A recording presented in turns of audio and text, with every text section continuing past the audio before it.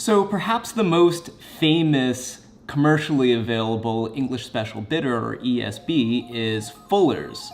We're going to be trying a more simple approach to making it at home with far less complex equipment and ingredients. Let's get going.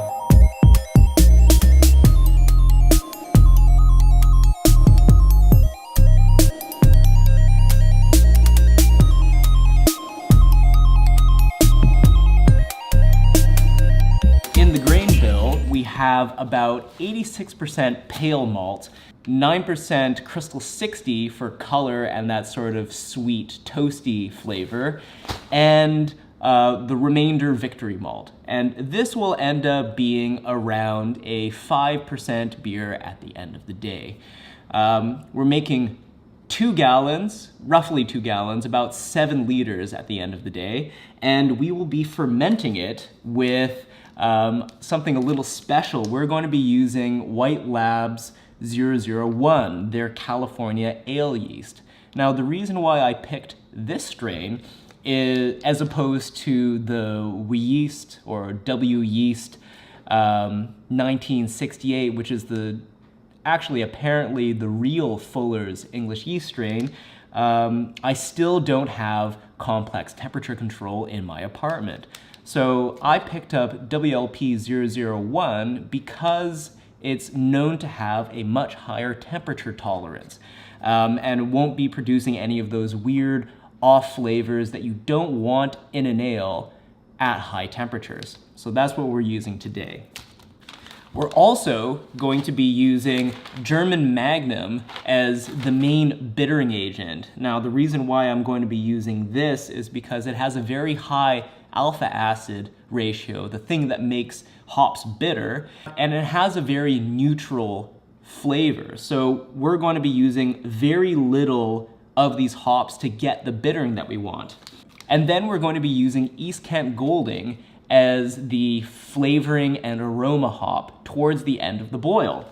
For those of you tuning into this video as a how-to guide, I'm going to try my best to take you all step by step through my process, but just bear in mind that a lot of the ratios and the way that I will be crafting the recipe is all dependent on the setup. All right, so we have about 10 liters of strike water heated to 70 degrees Celsius, and now we're going to add the grain.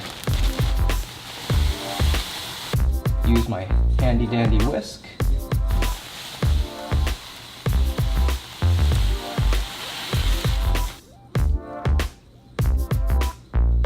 Put the lid on. And then next step, gotta make sure you sanitize absolutely everything. This is commercial grade sanitizer, and it's an acid wash. It's roughly 1.6 milliliters of Star San to 1 liter of water.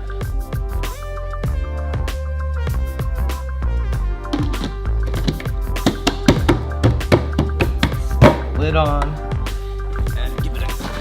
Hefty shake. We're going to toss the cap, our airlock. This is a 3-piece airlock. What I'm also going to do is fill this spray bottle. This is really important because you can spray down your hands, you can spray down the lid like this. All right, so an hour has passed.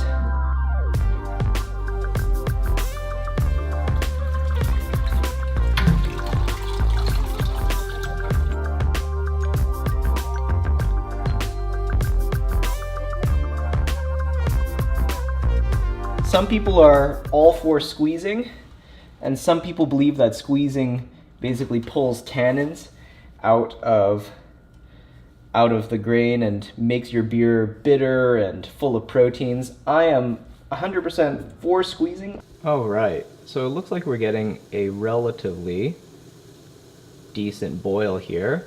So our first hops additions are going in. This is 0.14 ounces of German Magnum. So that's half hour mark. Now time for our first charge of East Kent Golding. In we go. All right, and last 15-minute addition. 15 minutes done. Turn off the heat. Take it off of the burner. So I learned my lesson from my last brew day, basically that a 2-gallon batch of beer doesn't really fit in my sink and fit enough cold water to cool it down. So instead, we're going to be using this cooler. I filled it full of cold water, and I've got these ice packs that we're going to stick into it.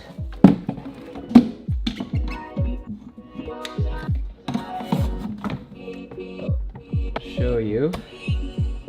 We've got ice pack, water, our beer, and uber high tech, and immersion circulator just to make sure that the water is constantly flowing and hitting these cold packs. So we are looking for a temperature of around 20 degrees Celsius for the beer before we can pitch the yeast. And don't forget, from now on, everything that touches that wort needs to be sanitized. All right. Finally cooled to 20 degrees Celsius.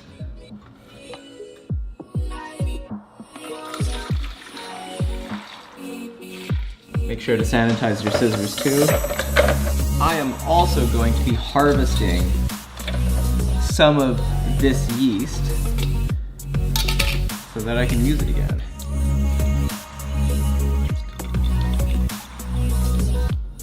Squeeze out some yeast. I'm going to pitch about half the container in here. Half the package, maybe 2/3 of the package. And the remainder, I'm going to squeeze. There we go.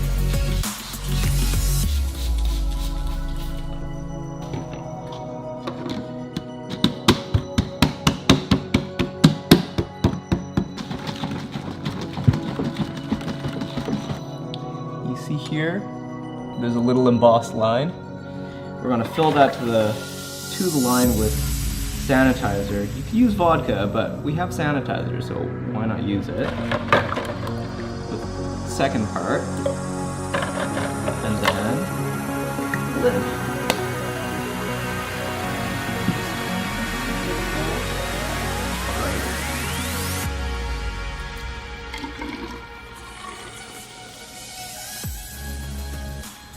So it looks like we have a reading of about 1045, which is a little off of my calculations. I think we were looking for closer to 1050, 1051.